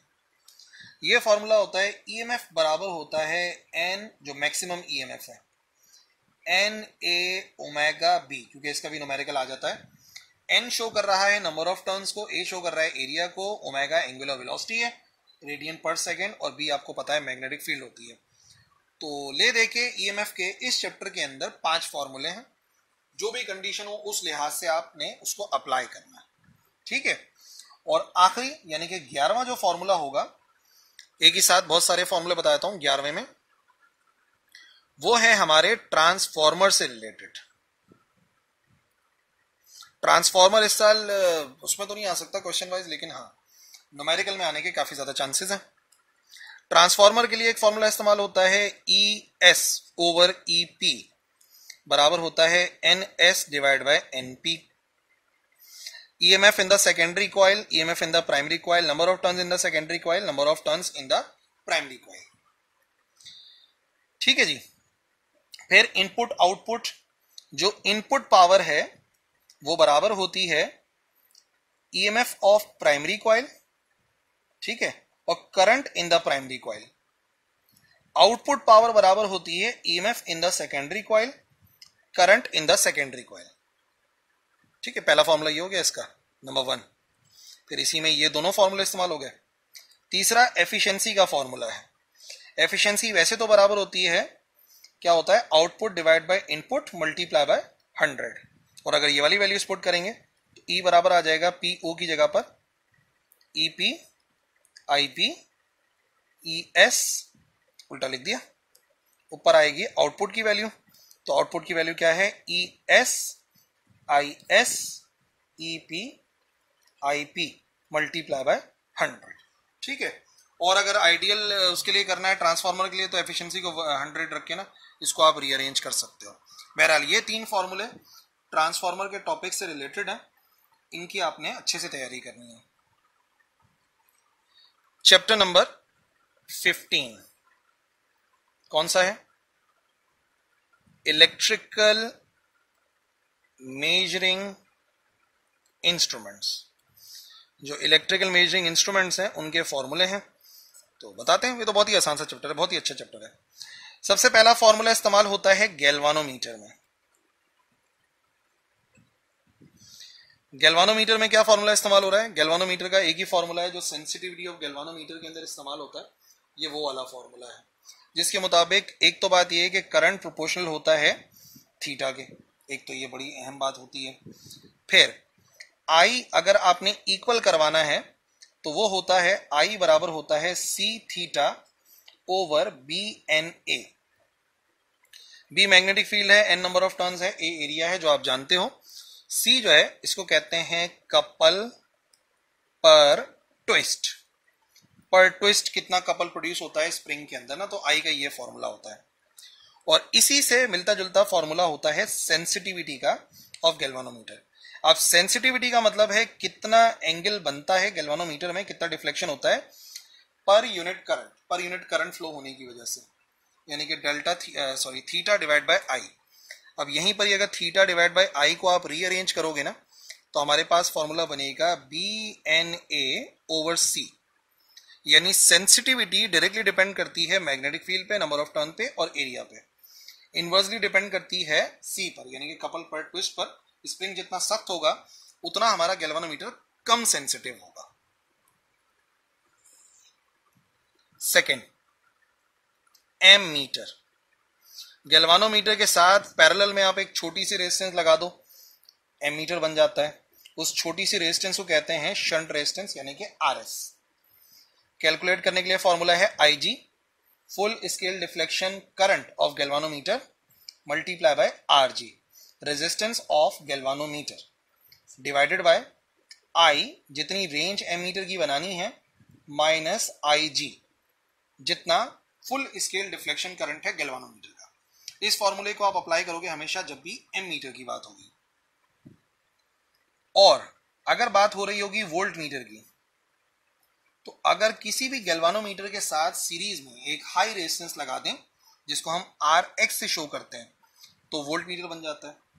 RX की वैल्यू होती है V, यानी कि कितनी रेंज का वोल्ट मीटर बनाना है, divide bye IG, full scale deflection current of galvanometer, minus RG, resistance of galvanometer. तो ये दोनों सबसे ज्यादा अहम फॉर्मूले हैं इस चैप्टर से रिलेटेड, एम मीटर का न्यूमेरिकल हो, वोल्ट मीटर का न्यूमेरिकल हो, तो इन्हीं को आपने अप्लाई करना है, ठीक है। अच्छा, सेम एज इट इज यही फॉर्मूला आप इस्तेमाल करते हैं इन ओम मीटर। तो अगर ओम मीटर की बात हो तब आपने यही वाला फॉर्मूला इस्तेमाल करना है। फिर दो फॉर्मूले मिलजुल के बताता हूं। व्हीट स्टोन ब्रिज का, बल्कि तीन हो जाएंगे ना। व्हीट स्टोन ब्रिज का फॉर्मूला, और इसी से मिलता जुलता फॉर्मूला है मीटर ब्रिज का, और फिर इसी से मिलता जुलता है पीओ बॉक्स का। व्हीट स्टोन ब्रिज के लिए जो बैलेंस व्हीट स्टोन ब्रिज का फॉर्मूला है R1 डिवाइड बाय R2 बराबर होता है R3 डिवाइड बाय R4। इसके जरिए अगर आपको तीन रेजिस्टेंस पता हो तो आप कोई सी भी एक पता कर सकते हो। व्हीट स्टोन ब्रिज में जब मीटर ब्रिज का फॉर्मूला आएगा तो उसको हम कहते हैं R, ठीक है, या अननोन होती है तो X भी लिख देते हैं ना, तो हम उसको X से शो कर देते हैं, अननोन है। तो उसके लिए फॉर्मूला इस्तेमाल करते हैं X जो कि अननोन रेजिस्टेंस है, R जो रेजिस्टेंस हमें पता है नोन रेजिस्टेंस है, और फॉर्मूला लिखते हैं हम LX डिवाइडेड बाय LR, ठीक है। X के सामने LX आता है, R के सामने LR आता है, ये लॉजिक है। तो ये वाला फॉर्मूला हम इस्तेमाल करते हैं टू फाइंड अननोन रेजिस्टेंस जब हम बात करते हैं व्हीट स्टोन ब्रिज। और ये जो फॉर्मूला है ना, इस फॉर्मूले को रीअरेंज करते हुए हम इस्तेमाल करते हैं इसको, इसी को हम यूज कर सकते हैं पीओ बॉक्स के अंदर। पीओ बॉक्स के अंदर ये जो फॉर्मूला है, थोड़ा सा इसी को मॉडिफाई करते हैं, R1 R2 वाला, इसको कर देते हैं PQR X। X को मालूम करना है तो ये होता है X के साथ क्या जुड़ा हुआ है, लेट से P जुड़ा हुआ है, Q डिवाइड बाय R। तो ये रीअरेंज हो सकता है, कोई इतनी बड़ी प्रॉब्लम नहीं है। तो ये मैंने कौन सा फॉर्मूला बताया, ये मैंने आपको बताया मीटर ब्रिज का। ये फॉर्मूला मैंने किसका बताया आपको, पीओ बॉक्स का। और ये तो डायरेक्ट व्हीट स्टोन ब्रिज का फॉर्मूला है जो कि इस्तेमाल किया जाता है, ठीक है जी।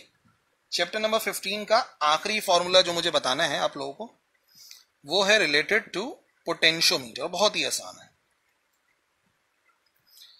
पोटेंशियोमीटर का जो जनरल फॉर्मूला है उसके मुताबिक ऊपर आप अननोन ईएमएफ लिखोगे डिवाइड बाय नीचे नोन ईएमएफ लिखोगे, और ये बराबर होगा अननोन ईएमएफ के सामने LX आएगा क्योंकि EX लिखा हुआ है, इसके सामने LS आएगा।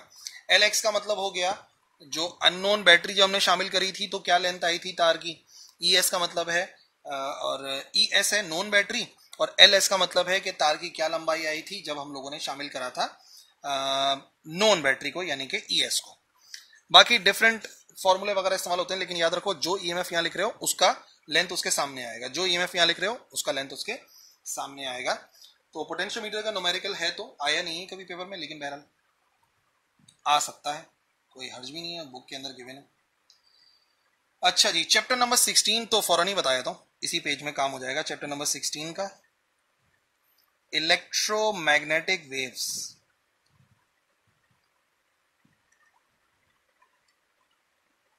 And electronics. टोटल दो फॉर्मूले हैं इस चैप्टर के अंदर ना, इस वजह से कोई इतने न्यूमेरिकल के लिहाज से इंपॉर्टेंट नहीं है, लेकिन एक सवाल आ जाता है, to calculate the speed of electromagnetic wave. Electromagnetic wave की स्पीड मालूम करनी है तो फॉर्मूला होता है C is equal to 1/√ε0 into mu naught, और इन दोनों की वैल्यूज भी गिवन होती है। Permittivity of free space, permeability of free space, इन दोनों की वैल्यू भी गिवन होती है, सिर्फ आपने पुट करना है, और C का आंसर आ जाएगा 2.9910 raise to the power 8 metre per second. थोड़ा बहुत ऊपर नीचे हो सकता है। फिर एक फॉर्मूला और इसके अंदर यूज होता है, कभी पूछा नहीं गया लेकिन बहरहाल फॉर्मूला तो है, एमसीक्यूज में इस्तेमाल हो सकता है। जो इमिटर करंट होता है वो हमेशा बराबर होता है collector current plus base current के। अब कैसे है देखो, ये तो बहुत तफसीली बात है, लेक्चर अपलोडेड है, जाके देख सकते हो, बट ये फॉर्मूला तो है, इमिटर करंट बराबर होता है collector current plus base current के, और ज्यादा अहम यह है, ये पेपर में आ भी चुका है। नाउ चैप्टर नंबर 17 पर आते हैं, बहुत ही important chapter, advent of modern physics. और इसमें भी आपको कई सारे जो ना फॉर्मूले मिलेंगे। एडवेंट ऑफ मॉडर्न फिजिक्स में क्या क्या मिलेगा, सबसे पहले तो स्पेशल थ्योरी ऑफ रिलेटिविटी की बात करते हैं। यहाँ पे जो सबसे पहले फॉर्मूले की लिस्ट आएगी वो आएगी स्पेशल थ्योरी ऑफ रिलेटिविटी।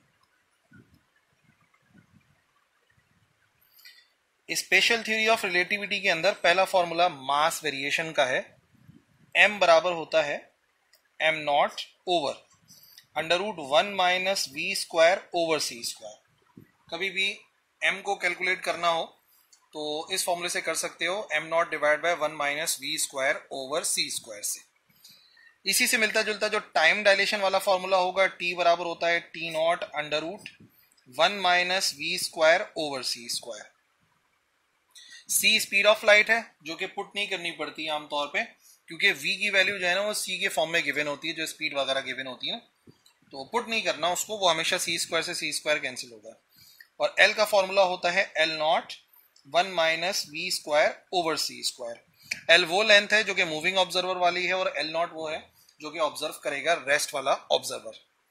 और तीसरा फॉर्मूला एनर्जी मास रिलेशन का होता है, E बराबर होता है mc स्क्वायर में, और अक्सर और बेशतर इस m की जगह पे पुट करना पड़ता है, तो E बराबर होता है किसके, E बराबर हो जाता है हमारे पास m nought over 1 minus V square over C square, और साथ का जो सी स्क्वायर लिखा हुआ वो इधर का इधर ही रहता है।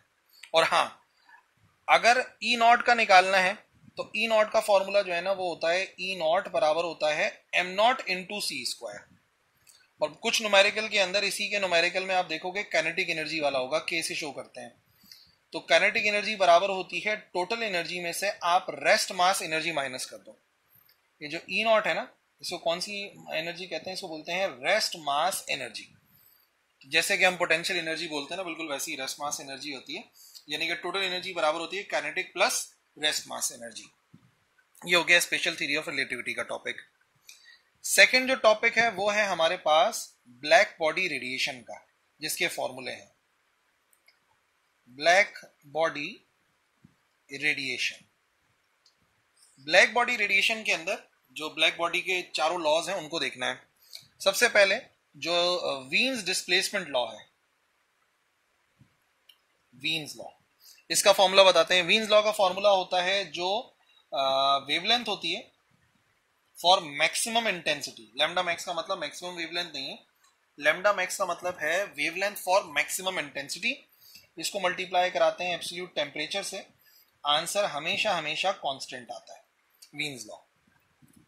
फिर स्टीफन बोल्ट्जमैन लॉ, या उसको जस्ट स्टीफन लॉ लिख देता हूं। इसके मुताबिक जो इंटेंसिटी होती है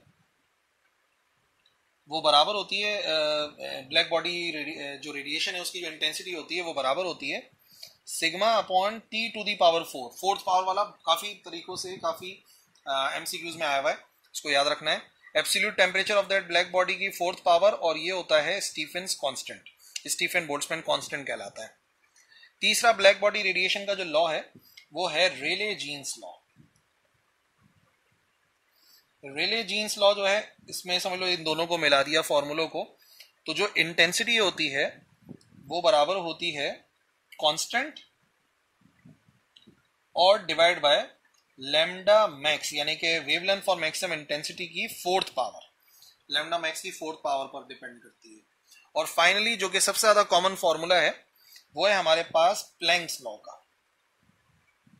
प्लैंक्स लॉ में जो एनर्जी होती है वो वेवलेंथ पे नहीं डिपेंड करती, बल्कि वो डिपेंड करती है h न्यू पर। न्यू क्या चीज है, न्यू है फ्रीक्वेंसी, और h क्या है, h प्लैंक्स कांस्टेंट है 6.63 10 raise to the power -34 joule second. ठीक है ना, तो ये तीनों के तीनों लॉज जो है वो ब्लैक बॉडी रेडिएशन लॉज हैं, जिनको आपने जहन में रखना है, एमसीक्यूज में भी आ सकते हैं और एक आध साल में न्यूमेरिकल में भी आ चुका है। तीसरा topic photo electric effect. Photo electric effect का सबसे कॉमन जो फॉर्मूला है वो ये है कि जो भी इंटेंसिटी होती है रेडिएशन की वो दो हिस्सों में कन्वर्ट होती है, एक तो वर्क फंक्शन में कन्वर्ट होती है और दूसरा काइनेटिक एनर्जी आती है फोटो इलेक्ट्रॉन्स की। और डिटेल में जाएं तो E बराबर होता है h न्यू के, और वर्क फंक्शन खुद बराबर होता है h न्यू नॉट के। न्यू नॉट कहते हैं थ्रेशोल्ड फ्रीक्वेंसी को, जो कि आमतौर पे गिवन होती है इलेक्ट्रॉन वोल्ट में, और आपको कन्वर्ट करना पड़ता है जूल में। एक इलेक्ट्रॉन वोल्ट बराबर होता है 1.6 10 raise to the power -19 joules के, तो उसको कन्वर्ट भी करना होता है, प्लस काइनेटिक एनर्जी। ये फ्रीक्वेंसी के टर्म्स में है, रीअरेंज कर लेना खुद ही। और जो वेवलेंथ के टर्म्स में होती है वो होती है h c over lambda is equal to h c over lambda not cut off wavelength. Lambda not को बोलते हैं कट ऑफ वेवलेंथ, ये कट ऑफ वेवलेंथ है।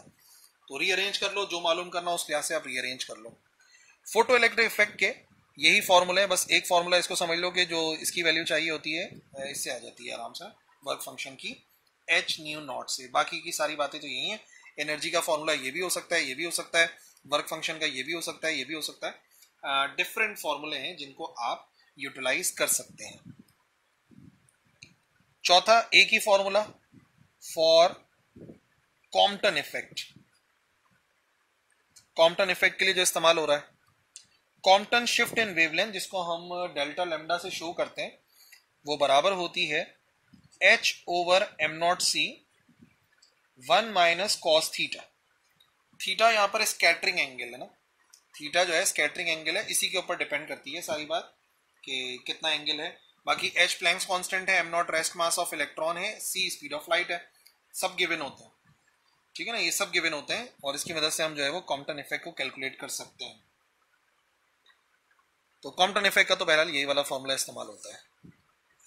फिर दो बातें हैं एक साथ बताता हूं क्योंकि मिलते जुलते फॉर्मूले हैं, और ये आप देखोगे पेयर प्रोडक्शन में। और पेयर प्रोडक्शन के अलावा जो दूसरा टॉपिक है उसका नाम क्या है, उसका नाम है एनाहिलेशन ऑफ मैटर। मैटर जब एनाहिलेट होता है, पेयर प्रोडक्शन के मुताबिक जो भी एनर्जी आती है E बराबर होता है, सबसे पहले तो वो कन्वर्ट होती है रेस्ट मास के अंदर, यानी कि इलेक्ट्रॉन और पॉजिट्रॉन प्रोड्यूस होते हैं, उसकी वैल्यू होती है E m not c square twice plus. और क्या बनता है, काइनेटिक एनर्जी बनती है इलेक्ट्रॉन की और काइनेटिक एनर्जी बनती है पॉजिट्रॉन की। और E की जगह पे आप क्या कर सकते हो, E की जगह पे आप E का फॉर्मूला भी लिख सकते हो H न्यू। तो सेम ये फॉर्मूला इस्तेमाल करते हैं हम पेयर प्रोडक्शन और एनाहिलेशन के अंदर काफी हद तक। और फर्क सिर्फ इतना है कि एक मल्टीपल चॉइस क्वेश्चन आता है कि मिनिमम कितनी एनर्जी चाहिए, तो मिनिमम एनर्जी जो चाहिए पेयर प्रोडक्शन के लिए वो इतनी चाहिए। अब ये जो एम नॉट सी स्क्वायर है ना, ये बराबर होता है 0.511 mega electron volt.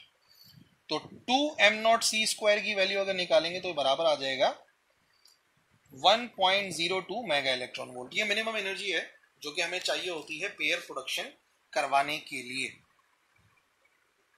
Number 6, D ब्रॉलीज का टॉपिक, डी ब्रॉली वेवलेंथ। ये भी फॉर्मूला आपको पता होना चाहिए, बाकी की इतनी जरूरत नहीं है। डी ब्रॉली के अंदर ना दो मेन फॉर्मूले आते हैं। एक तो डी ब्रॉली वेवलेंथ का सिंपल सा फॉर्मूला h ओवर mv होता है, ठीक है ना, इसको यूज करते हैं।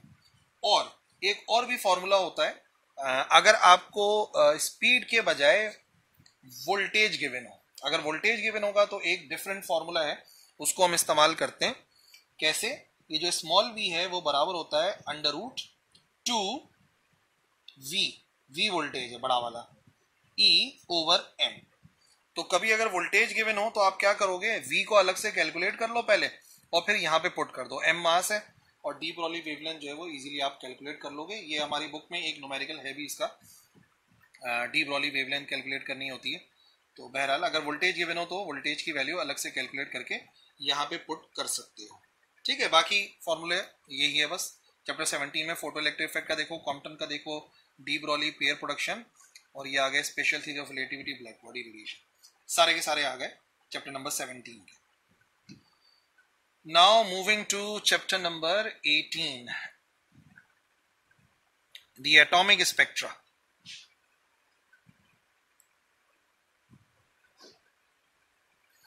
एटॉमिक स्पेक्ट्रा के अंदर सबसे पहले तो जो फॉर्मूला इस्तेमाल होता है बोहर्स एटॉमिक मॉडल में, उसके मुताबिक जो एनर्जी है उसका इमिट होना, तो हम कर सकते हैं कि अगर मिसाल के तौर पे इलेक्ट्रॉन एक ऑर्बिट से दूसरे ऑर्बिट में जंप कर रहा है तो कितनी इनिशियल ऑर्बिट की एनर्जी थी माइनस कर दो फाइनल की कितनी थी, तो वो E का आंसर आता है।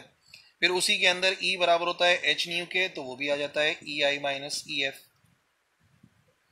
और फिर एक फॉर्मूला आता है एंगुलर मोमेंटम का, एंगुलर मोमेंटम जो खुद बराबर होता है mvr के, और बोहर के मुताबिक वो बराबर होता है NH/2 के। तो ये तीनों के तीनों जो फॉर्मूले हैं ना, ये रिलेटेड हैं हमारे बोहर्स एटॉमिक मॉडल से। बोहर्स एटॉमिक मॉडल के ये वाले फॉर्मूले आप इस्तेमाल करोगे। बोहर्स एटॉमिक मॉडल के बाद जो फॉर्मूला इस्तेमाल होता है radius of nth orbit of hydrogen atom वगैरह, तो वो भी बहरहाल इसी में ही आता है, लेकिन पहला पार्ट ये है और दूसरे जो है वो मैं बताता हूँ। वो है हमारे पास सबसे पहले रेडियस का फॉर्मूला। रेडियस बराबर होता है n²h² और KE²m, या फिर इन सारी चीजों को हटा के R बराबर होता है, ये भी फॉर्मूला बनता है R का, R बराबर होता है n²/R1। ठीक है ना। R1 क्या है? R1 है बोहर्स रेडियस कहलाता है। R1 का मतलब है बोहर्स रेडियस, और बोहर्स रेडियस कितना होता है? आप किसी भी nth ऑर्बिट के रेडियस निकाल सकते हो अगर आप उस नंबर ऑफ ऑर्बिट को मल्टीप्लाई करा दो 0.53 एंगस्ट्रॉम से, 0.529 या 0.53 एंगस्ट्रॉम। तो ये रेडियस के लिए फॉर्मूला इस्तेमाल होता है। फिर एक फॉर्मूला हम इस्तेमाल करते हैं एनर्जी के लिए। एनर्जी के लिए क्या फॉर्मूला है? एक तो पहली बात है, एनर्जी का फॉर्मूला हमेशा हमेशा नेगेटिव में होता है। n²h² अपनी जगह पे रहता है, ठीक है। और बाकी क्या बनता है? 2π²k²E4m, ये एनर्जी का फॉर्मूला है। k कूलम्स कांस्टेंट है, E चार्ज ऑन 1 इलेक्ट्रॉन है, m मास है। और फिर इसी से मिलता जुलता फॉर्मूला अगर आप कन्वर्ट कर लोगे तो किसी भी nth ऑर्बिट की एनर्जी बराबर होती है -13.5 या 13.6 electron volt into multiply by जो वैल्यू है, डिवाइडेड बाय, इसको हटा दो, इनटू वाली बात बाद में बताता हूँ, डिवाइडेड बाय n²। तो किसी भी ऑर्बिट की एनर्जी मालूम करनी है तो इससे आप कैलकुलेट कर सकते हो। और इनटू मैं कह रहा था इलेक्ट्रॉन वोल्ट आता है, यानी कि हाइड्रोजन के पहले ऑर्बिट की जो एनर्जी है वो 13.6 होती है। बाकी आप किसी भी ऑर्बिट की फाइंड कर सकते हो इस फॉर्मूला से। फिर वेवलेंथ का एक फॉर्मूला इस्तेमाल करते हैं। वेवलेंथ का जो फॉर्मूला होता है 1/λ वाली फॉर्म में करते हैं। 1/λ बराबर होता है RH आता है Rydberg's constant 1/nf² minus 1/ni²। Final orbit, initial orbit. RH Rydberg's constant है 1.097 10⁻⁷ मीटर इनवर्स।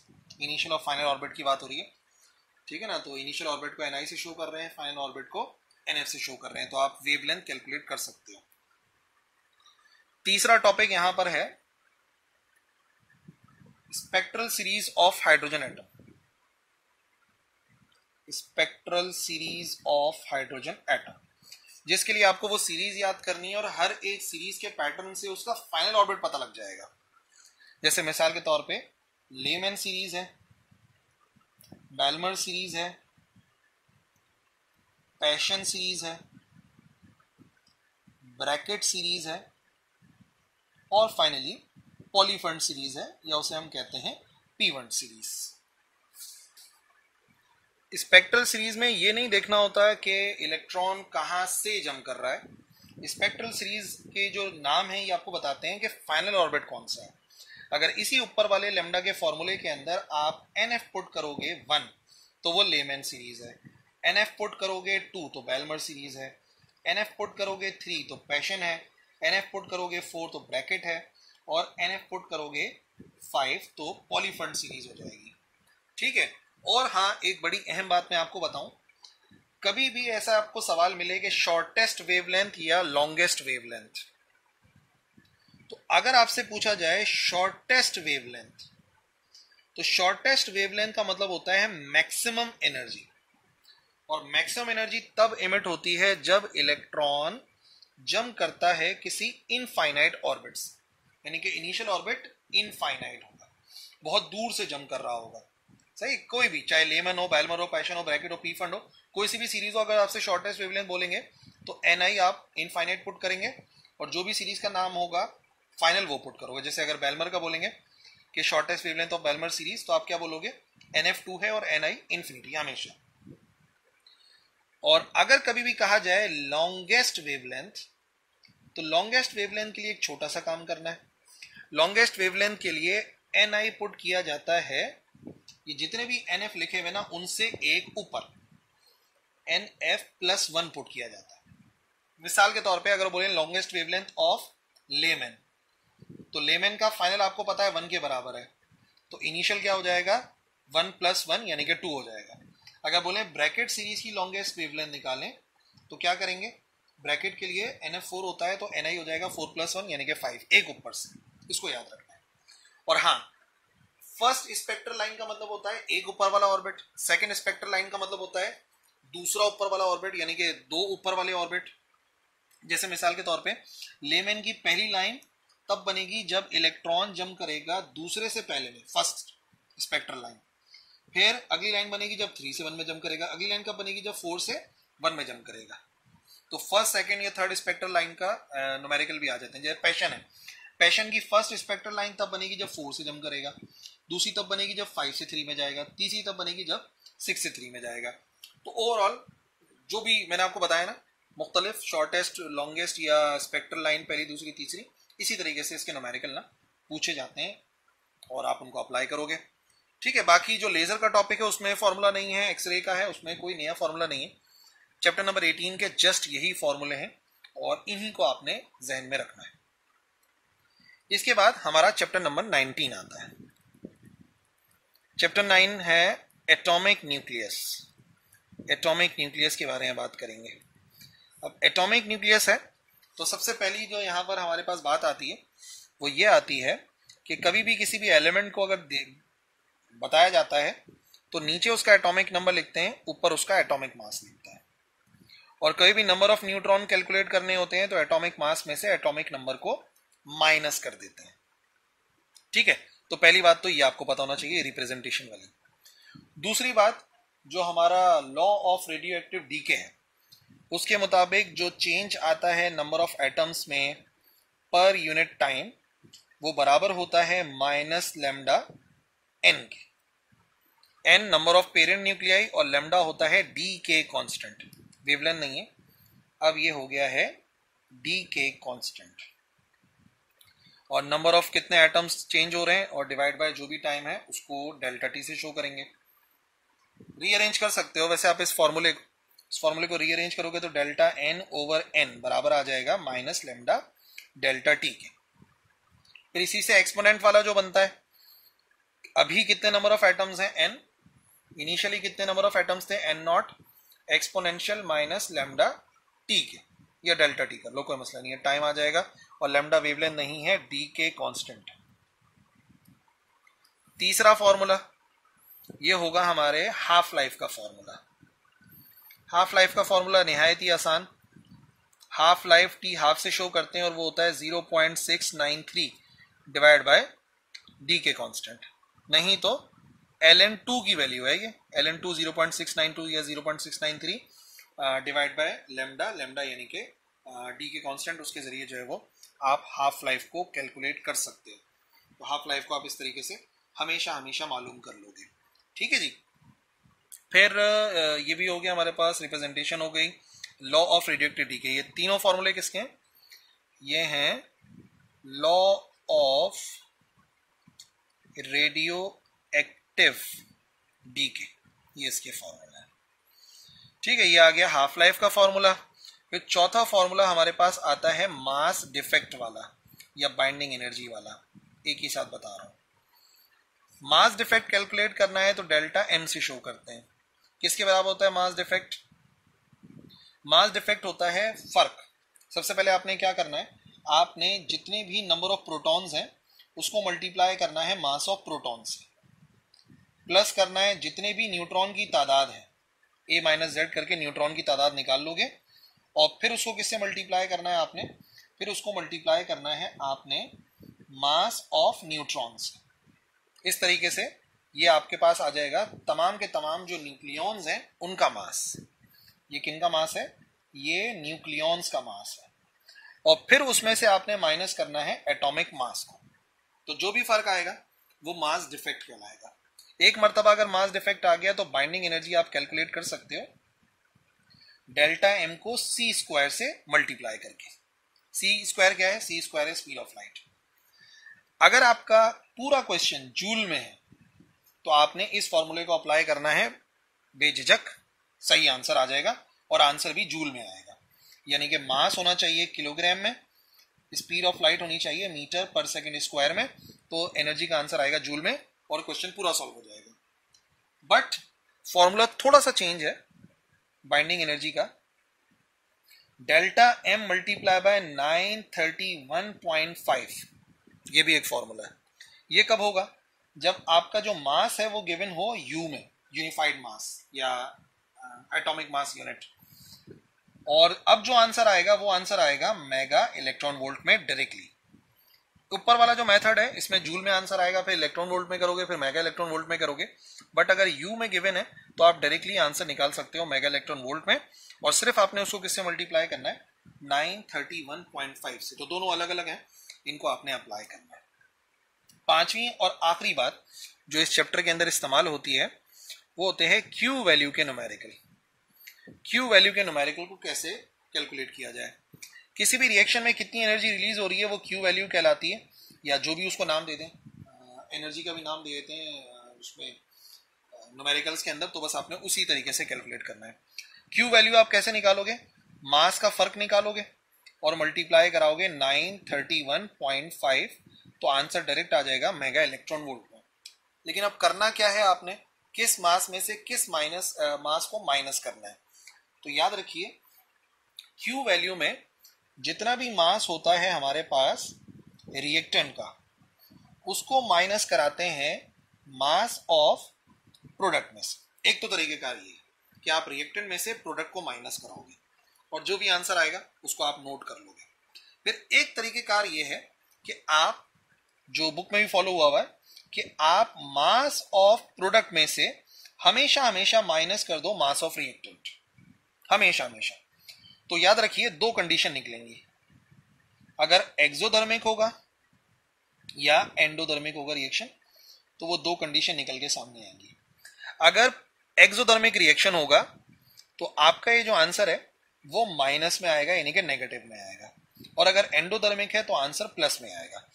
तो इस तरीके को ज्यादा बेहतर है कि आप फॉलो करो कि प्रोडक्ट में से हमेशा रिएक्टेंट को माइनस करो। हालांकि रिएक्टेंट का मास ज्यादा होता है, प्रोडक्ट का कम होता है, क्योंकि कुछ मास एनर्जी में कन्वर्ट हो जाता है, लेकिन इस तरीके से जो आपकी साइन कन्वेंशन है वो सही हो जाएगी कि एक्सोथर्मिक का आंसर हमेशा माइनस में आएगा और एंडोथर्मिक का आंसर हमेशा प्लस में आएगा। ठीक है, ये हो गया चैप्टर नंबर 9 मुकम्मल। चैप्टर नंबर 20 में कोई फॉर्मूला नहीं है तो डिस्कस भी नहीं करेंगे, थ्योरी आप कर लोगे तैयारी इंशाल्लाह। तो ये हो गए हमारे 20 पेजेस जिसमें मैंने आपको पूरा का पूरा हमारे सेकेंड ईयर फिजिक्स का रिवीजन बताया। आई होप ये वीडियो आपके लिए बहुत बहुत बहुत बेनिफिशियल रहेगी और आप इससे फ़ायदा उठाओगे। That's all the best from my side. अल्लाह हाफिज़।